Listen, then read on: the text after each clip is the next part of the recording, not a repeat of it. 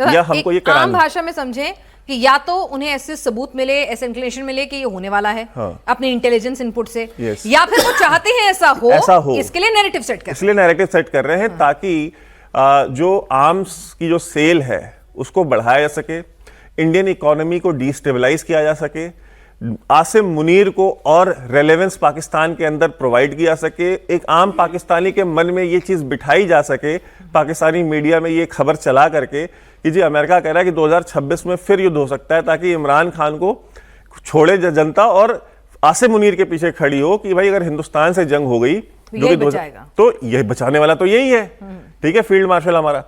तो ये एक तीर से कई निशाने लगाए जाते हैं, इस तरह के जो थिंक टैंक्स होते हैं इनका जब इस्तेमाल किया जाता है, और दुनिया इसी तरह से चलती है। देखिए, हम बहुत ज़्यादा सिद्धांतवादी देश हैं, और हमारी जो राजनीति भी है, हमारा जो राजनीतिक नेतृत्व भी है क्रॉस पार्टीज, मैं किसी एक पार्टी की बात नहीं कर रहा हूँ, वो बहुत सहनशील है और वो बहुत ज़्यादा सिद्धांतों पे चलने वाला है। दुनिया कभी भी सिद्धांतों में नहीं चली। आप मुझे बताइए, तुलसीदास जी कह गए समरथ को नहीं दोष गुसाई, जो ताकतवर है उसका कभी कोई दोष नहीं होता, वो जो दिल करता है वो करता है, और दुनिया ऐसे ही चलती है। जिसको सर ने कहा जिसकी लाठी उसकी भैंस। तो आप मुझे बताइए कि आज अगर चीन ताइवान को इन्वेड कर ले तो क्या हो जाएगा, क्या जाएगा? यूक्रेन को रशिया ने इन्वेड कर लिया, क्या हो गया? कितने न्यूक्लियर बम फट गए दुनिया में। कल को इंडिया अगर पीओके ले तो क्या हो जाएगा? ठीक, तो सर इसके बाद ये सवाल आएगा, सॉरी वैभव रोक रही हूं, तो फिर ले लेते हैं। एग्जैक्टली तो हमारे यहां जो प्रॉब्लम है, हमारे यहां जो डिलेमा है, हमारे यहां डिलेमा यही है कि हम हर चीज यूनाइटेड नेशंस के हिसाब से, ग्लोबल ऑर्डर के हिसाब से, कि भाई नियम कानून होते हैं। अगर आपकी रीढ़ की हड्डी में दम है तो जो आप कहेंगे वही नियम होगा, और आप जो करेंगे वही कानून होगा। ठीक, आप जब तक जवाब नहीं दे रहे थे पाकिस्तान को, तब तक एक न्यूक्लियर थ्रेट बना हुआ था कि भाई हम आतंकवाद का जवाब नहीं दे सकते। क्यों? क्योंकि न्यूक्लियर फ्लैश पॉइंट है, न्यूक्लियर बम चल जाएंगे। जब आपने देना शुरू कर दिया तो क्या हो गया? कितने बम गिर गए? बालाकोट के बाद कितने गिर गए बम यहाँ पे? ठीक है, उरी के बाद हमने सर्जिकल स्ट्राइक की, कितने बम गिर गए? ऑपरेशन सिंदूर किया। आप मुझे एक खिड़की दिखाइए भारत की जो किसी पाकिस्तानी बम से टूट गई हो, एक खिड़की दिखा दें।